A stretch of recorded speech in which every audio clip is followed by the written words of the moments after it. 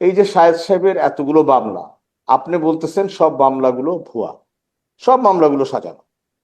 তো interior government আসলো, আমরা এখন বলি যে আইনের শাসন প্রতিষ্ঠা হয়েছে, অনেকটা এগিয়েছে আইনের শাসন, তাহলে তার মামলাগুলো থেকে এখনো তাকে খালাস দিতে সরকারের এত দ্বিধা কেন?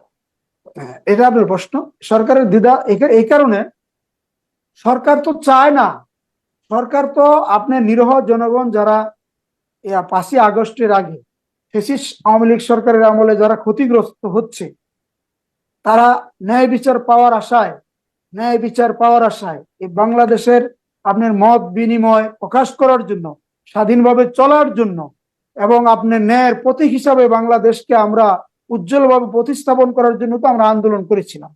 কিন্তু আমরা সে আন্দোলন করার পরে যারা ইন্টেরিয়র গভর্নমেন্ট হয়েছেন, তারা তো আজও পর্যন্ত আইন মন্ত্রণালয় থেকে কখনো কখনো কোনো জায়গায় কোনো রিকোয়ারমেন্ট দেয় নাই যে কোন কোন মামলাগুলি আপনাদের সন্দেহ হচ্ছে যে ভুয়া, এগুলি তারা ইনভেস্টিগেশন করতে পারে, কারণ তাদের করার মতো যথেষ্ট পরিমাণ অপশন আছে। তারা কি করেছে, 5ই আগস্টের পরে 5ই আগস্টের পরে যে মামলাগুলি হয়েছে, কিছু মিথ্যা মামলা, কিছু ভুয়া মামলা, কিছু শত্রুতামি করে মামলা দেওয়া, ওই মামলাগুলি তারা রিকভারি করছে। আদার্স অন্যান্য পার্টি যারা আছে, তাদের মামলা কিন্তু সাক্ষী করে করে আস্তে আস্তে মামলাগুলি প্রত্যাহার করতেছে। কিন্তু সাধারণ জনগণ তো আপনি ন্যায় বিচার থেকে বঞ্চিত হচ্ছে, পাচ্ছে না তো, পাবে না তো, কেন সুযোগ পাবে নাই। না?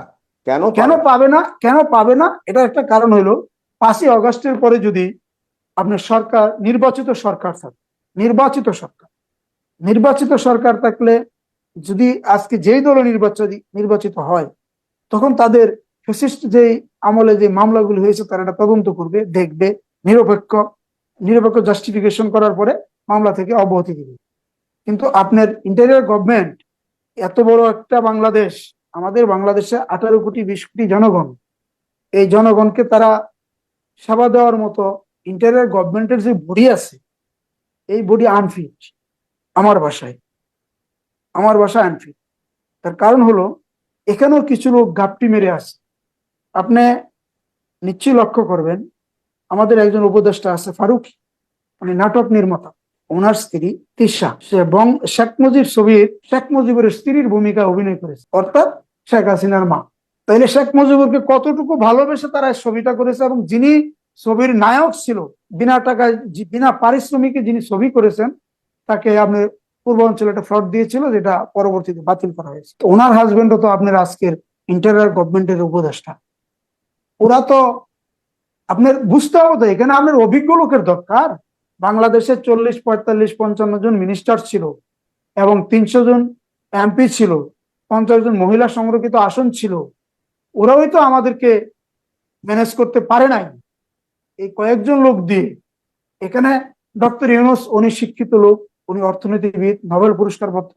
উনি দেশ তো কখনো চালায় নাই, উনি তো কোনো এই দেশের কখনো পার্লামেন্ট মেম্বার ছিল না। আসিফ নজরুল, উনি আমাদের শিক্ষক, উনি শিক্ষকতা করেছেন। রাজনৈতিক ব্যক্তি লাগবে। আপনি রাজনৈতিক ব্যক্তি ছাড়া তো রাজনৈতিক ভাবে এই জিনিসগুলো সমাধান করার মতো কোনো সুযোগ নাই। না, ঠিক আছে, কথা হলো যে সুযোগ নাই, সবই ঠিক আছে। তো সবাই যদি সবকিছু মানে, আমরা যাদেরকে বসালাম, আমরা তো তাদেরকে বসালাম তাদের ব্যক্তিত্ব, তাদের পড়াশোনা, তাদের সম্বন্ধে জেনে। এখন আমি যদি দেখি আমার সভাসদে এমন কেউ আছে যাকে দিয়ে আমার কাজ আমরা হবে আমরা না, বসাচ্ছি, আমরা মানে আমরা কে বসাইলাম? মানে এই ইন্টেরিয়র গভর্নমেন্টকে বসিয়েছে কে? হ্যাঁ, ইন্টেরিয়র গভর্নমেন্টের চিফ, যিনি প্রধান উপদেষ্টা, যিনি, উনি তো বলেছে আমাকে ছাত্ররা ছাত্ররা বসাইছে। বসিয়েছে। আমি ছাত্রদের প্রতিনিধি। না, এর আগে কিন্তু সব দলের সাথে কথা হয়েছে, সব হ্যাঁ, দলের লোকজনের সাথে গিয়েছে, একটা জাতীয় সরকার তৈরি হওয়ার কথা ছিল, সেটা হয়নি। কিন্তু আমার কথা ওটা না, কথা হলো যে ঠিক আছে, তাকে আমরা দিলাম, তো তারও তো বোঝা উচিত যে আমি একটা দেশের দায়িত্ব নিব, সেই দায়িত্বটা পালন করার জন্য আমার এইরকম শক্তিশালী কতগুলো শক্ত হাত দরকার। তো সেই হাতগুলো নিতে তো তাকে কেউ বারণ করে? না, উনি উনি নিছে তো, ওনার শক্ত হাত যেগুলি নিছে, ওনার এনজিও সম্পৃক্ত যারা ছিল তাদেরকে নিছে, ওনার শক্ত হাত নিছে। কারণ উনি যদি এনজিও, যারা ওনার সাথে এনজিও তে সম্পৃক্ততা ছিল, তারা যদি শক্তই না থাকতো, আজকে গ্রামীণ ব্যাংক এভাবে প্রতিষ্ঠিত হওয়ার কোনো সুযোগ ছিল না। তাহলে উনি আপনি মনে কি করছে, ওই নীলুফার চৌধুরী মনির মতো বলতে চান এনজিও গ্রাম সরকার? না, এটা ন্যাচারালি তো, কারণ উনি তো যাদেরকে নিয়ে এনজিও করেছেন, এভাবে গ্রামীণ ব্যাংকটাকে উনি প্রতিষ্ঠিত করেছেন। উনি মনে করতেছে ওইটা ওইটা ওরা যেহেতু ব্যাংকটা প্রতিষ্ঠিত করতে পারছে, দেশটাকেও তো ওনারা এভাবে চালায় নিতে পারবো, এটা ওনার অ্যাজাম্পশন, কিন্তু এটা ভুল অ্যাজাম্পশন। আচ্ছা ঠিক আছে, ভুল আপনার কাছে আবার আসবো।